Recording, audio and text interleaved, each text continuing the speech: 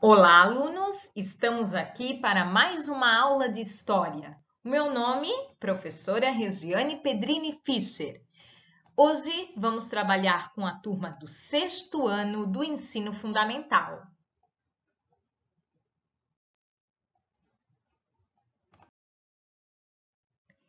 Tema da aula de hoje: tempo e formas de registro, calendários, unidade de tempo. Tempo e formas de registro. Tempo da natureza e tempo cronológico. O tempo é fundamental para os estudos históricos. Existem, no entanto, diferentes maneiras de compreender o tempo. Tempo da natureza. Existe o tempo que passa naturalmente e não depende da vontade humana, ou seja, não é cultural. Esse é chamado tempo da natureza, que pode ser percebido, por exemplo, pelo crescimento das árvores, pelo envelhecimento das pessoas ou pela passagem do dia para a noite. Tempo cronológico. Diferente do tempo da natureza, o tempo cronológico é medido, é contado. Esse tempo é um elemento cultural, pois foi o ser humano que criou as diversas formas de medição do tempo. O tempo cronológico pode ser dividido em unidades de medida: segundo, minuto, hora, dia, mês, ano. Atualmente, os principais instrumentos usados para medir a passagem do tempo cronológico são o relógio e o calendário. Em outras épocas, o sino da igreja regulava a atividade das pessoas, ou eram utilizados outros instrumentos para medir o tempo, como o relógio de sol e as ampulhetas de areia.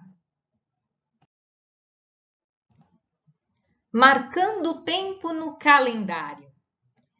A história estuda o processo de autoconstrução do ser humano através do tempo.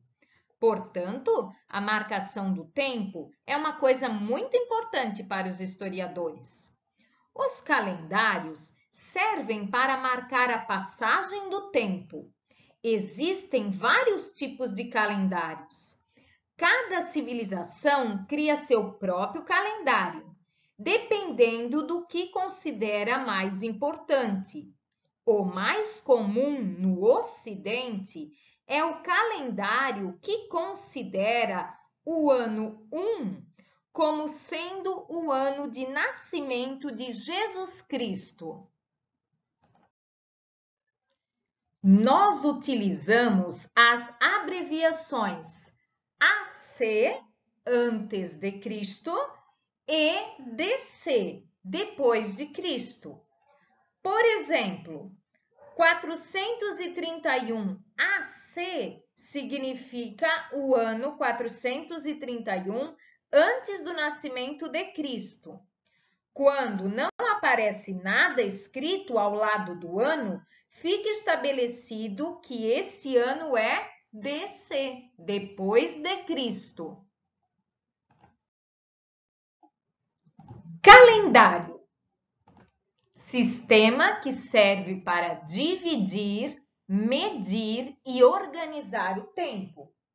Não se sabe exatamente quando foi criado o primeiro calendário.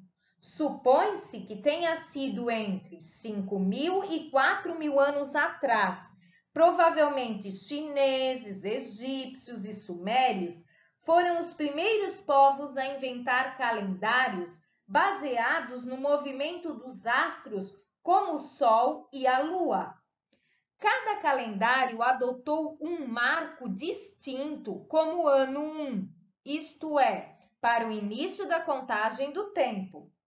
O calendário cristão conta o tempo a partir do ano calculado para o nascimento de Jesus Cristo. Esse calendário só foi adotado pelos cristãos em 532 d.C., por sugestão de um monge conhecido como Dionísio.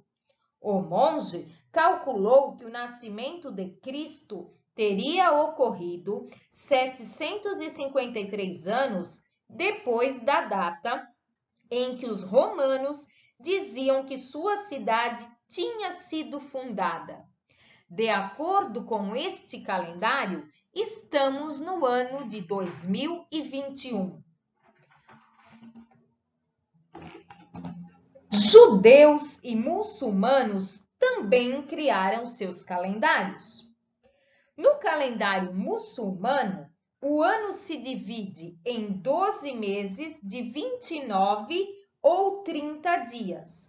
No início da contagem nesse calendário, foi fixado na Hégira, isto é, no ano em que ocorreu a fuga de Maomé da cidade de Meca para Medina, no ano 622 d.C.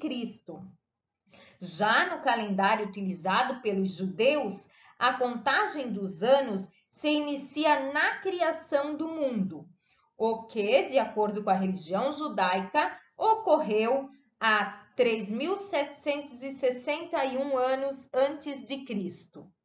Então, para compararmos, segundo o calendário cristão, estamos no ano 2021. Para os judeus, estamos no ano 5.782 e para os muçulmanos, estamos no ano 1399. O calendário organiza a contagem do tempo a partir das seguintes unidades: dia, semana, mês e ano. Períodos maiores podem ser contados em blocos de 10 anos, chamamos de década, de 100 anos, chamamos de século, e de 1000 anos, chamamos de milênio. O século é uma unidade de tempo muito utilizada nos estudos de história. Ele costuma ser escrito, na maioria das vezes, em algarismos romanos. Na numeração romana, eram utilizadas letras para simbolizar quantidades: I, V, X, L, C, D e M. Na verdade, esses símbolos, que hoje são identificados como letras por nós, eram resultado da transformação de outros símbolos mais antigos. Mas a que valores os símbolos romanos se referiam? Vamos lá! O I representava o número 1. O V representava o número 5. O X representava o número 10. O L, o número 50. O C, o número 100. O D, o número 500. E a letra M simbolizava o número 1000. Observe a tabela e relembre como escrever os algarismos arábicos em algarismos romanos. Observe, número 10 em algarismo arábico é representado pelo número X em algarismo romano. Para representarmos o número 11 em algarismo romano, colocamos a letra X e a letra I. X, I. Nas aulas de história, utilizaremos os seguintes algarismos romanos para representar os séculos: letra I, letra V e letra X. Para saber a que século um ano pertence, primeira parte. Quando o ano termina com final 00, vamos usar aqui como exemplo o ano 2000, o ano 300 e o ano 1700. Observe que ele termina com final 00. Nesse caso, o século será o número na frente dos 2 zeros. Vamos observar. Ano 2000. Se nós separarmos o ano 2000 e deixarmos 2 zeros para trás, sobra na frente do traço laranja o número 20. Logo, o ano 2000 pertence ao século 20. Para representar os séculos, nós utilizamos os algarismos romanos. 20 em algarismo romano é representado pelo X e pelo X. 10, 10. No caso do ano 300, mesma coisa. Vamos deixar 2 zeros para trás. Sobrou na frente do traço laranja o número 3. Logo, o século do ano 300 é o século 3, que em algarismo romano é representado por 3 letras Is. Ano 1700, deixando 2 zeros para trás, sobra o número 17 na frente dos 2 zeros. 17 em algarismos romano é feito através da representação da letra X, que significa 10, da letra V, que significa 5, e das duas letrinhas Is, cada uma delas representando o número 1. Então, 17 em algarismo romano é feito com as letras X, V e I. Para saber a que século um ano pertence, parte 2. Quando o ano termina com um final diferente de 00. Vamos usar aqui como exemplo o ano 2001, o ano 302, o ano 1726. Observem que esses 3 anos não terminam com final 00. Para saber qual é o século desses anos, é preciso somar 1 ao número de centenas do ano.